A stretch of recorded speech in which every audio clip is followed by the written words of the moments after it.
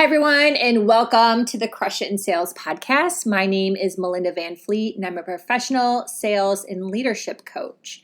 And I'm so grateful you decided to listen to this podcast today. Thank you, because it's a big topic. And I've been wanting to record this podcast for a while, but I ended up doing the time management, time maximization 3-part podcast series first. So now I'm going to dive into this one. And again, I appreciate if you're listening because there may be lots of people that are like, I'm not going to listen to this podcast.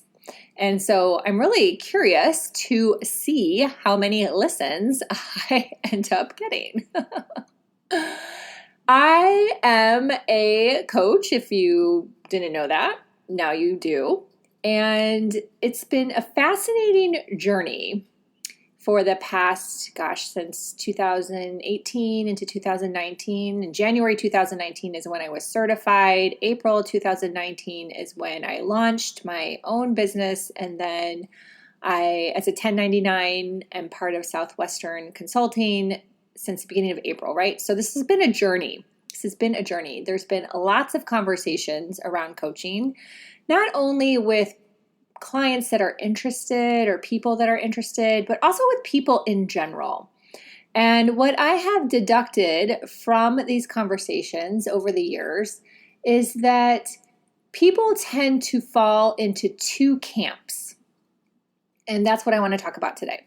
Now, granted, there may be other situations out there, other thought processes, but in general, I have found people fall into 2 camps.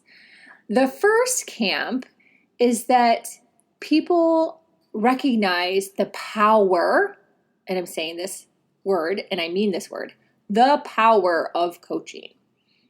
They get it.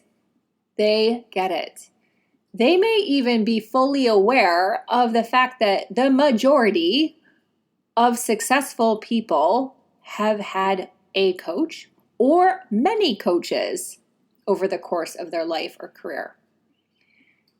It is very, very common. Does that mean that they talk about it openly? Probably not. Maybe some do, maybe some don't. But for the most part, every successful person, or pretty much every successful person, has had a coach. It is that, think about sports players. Sports players have a multitude of coaches. They probably even have coaches behind the scenes that you don't know about at all. You wouldn't even guess.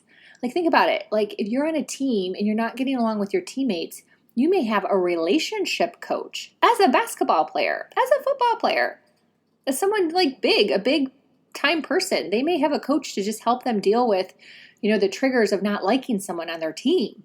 You would have a coach for that. You could have a coach for that. That could help you. So there are so many types of coaches and so many needs for coaches. And one of the things that a coach does is they help you get perspective. There's someone to talk to that's a neutral person, that's not going to judge you, that can help shed light or perspective, give you tips or tools.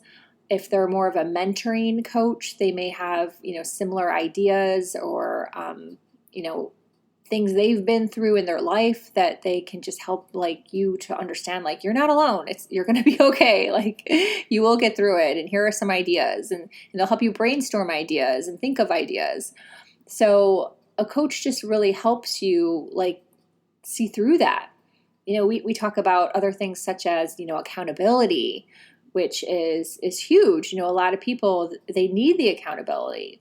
So getting into a habit of being accountable for yourself and getting things done, a coach can help you do that, right? So I think a lot of people think, oh my gosh, my life is fine and I don't need a coach. So now we're going to talk about the other camp. That is the other person who really needs a coach. Somewhat even more than the person who gets coaching. The person that gets coaching is probably more aware, let's say, of their strengths or weaknesses. I don't like to use the word weaknesses per se, but just things they want to work on. And, the other person who really needs the coach, who's shutting it down, That's where it's actually even more interesting. And you end up going, oh my goodness, like in your brain, you're like, oh, this person is really who needs the coach. So that is the person who thinks they have it all together. And I'm going to be a little polarizing in this, and I'm okay with that because it is just so common. They're a sales leader who's like, no, my team is perfect. Everyone's great. And you know what? No, none of them need a coach. Well, quite frankly, how do you know? How do you know? Because this is what comes up for me sometimes when I have conversations with people. My team's perfect. Well, how do you know? Do you really know every single person, all their ins and outs, all their struggles? They share all of that with you? They probably don't even know. They probably don't even know the things they're missing out on, the different perspectives that they just don't even see.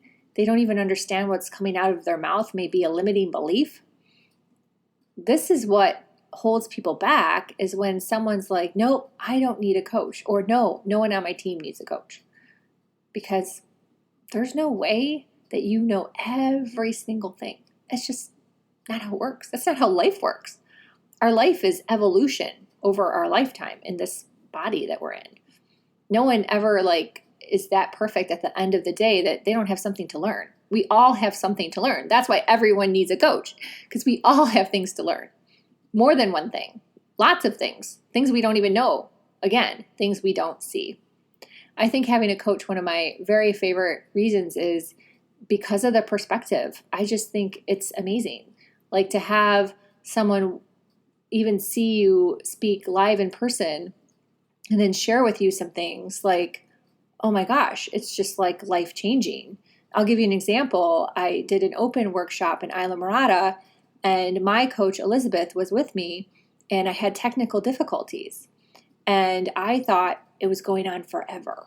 I was like, oh my gosh, this is so long. So I got all in my head about it. I did. I got all in my head about it. She was in the audience. She timed that. How genius, freaking genius. She timed the amount of time that was spent on the technical difficulty, and it was only 3 minutes. So her perspective was like, Melinda, it was only 3 minutes. Like, you're fine. And I was like, well, was I still like calm, cool, and composed afterwards? Did I smile? She's like, yeah, you were fine. But in my head, I was like, oh my goodness, this is not going well.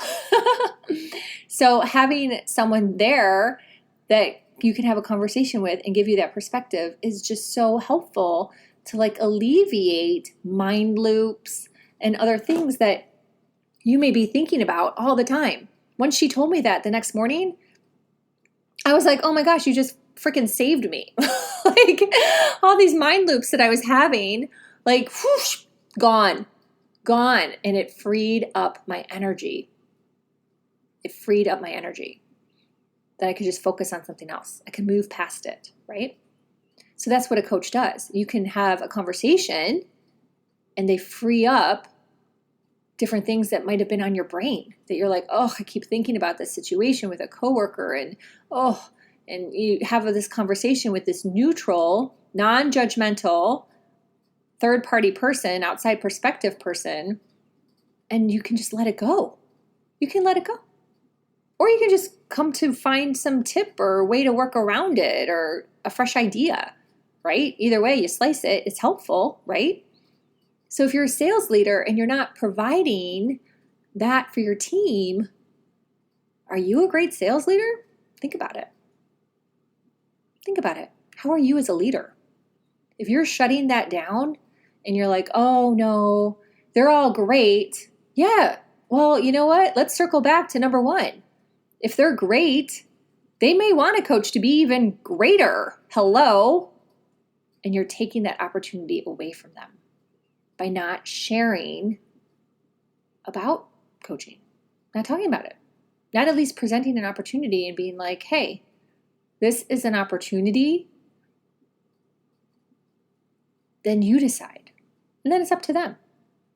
But it's amazing to me when I have conversations with sales leaders and they're like, nope. And they make a decision for somebody else. How would you like it? Everyone makes decisions for you? Think about that. I don't want someone to make a decision for me. I'm an adult. I can figure shit out, right? If I make my own mistake, I make my own mistake. If I hire a coach who was a bad decision, then you know what? Whatever, I take the learnings and move on. I've definitely had that. Not too often, thank goodness, but I have. Took the lessons, chalked it up, moved on. Made me a better coach. So think about, what camp do you fall into? Are you like one of the greats and you want to get even greater, even better at what you're doing? A coach can help you get there. Or if you're someone that's like, no, I'm excellent, I don't need any help, you're probably the person that's missing out on so many things because we all have blind spots. We all have blind spots. Everyone, every single person does. And that's your big blind spot right there. Number one, you just put a block up that you don't need help, that you've got it all figured out and you don't need any help. All right, that's cool. I'm just saying, think about it. So that's all I've got for this week. Maybe something else will bubble up. Maybe I'll have a part 2. I don't know. But right now I feel like this episode is complete. I have the chills, so that is a yes. I hope you crush it in sales. Thank you for listening. Contact me, connect. I'll put my information in the show notes. Have a good one.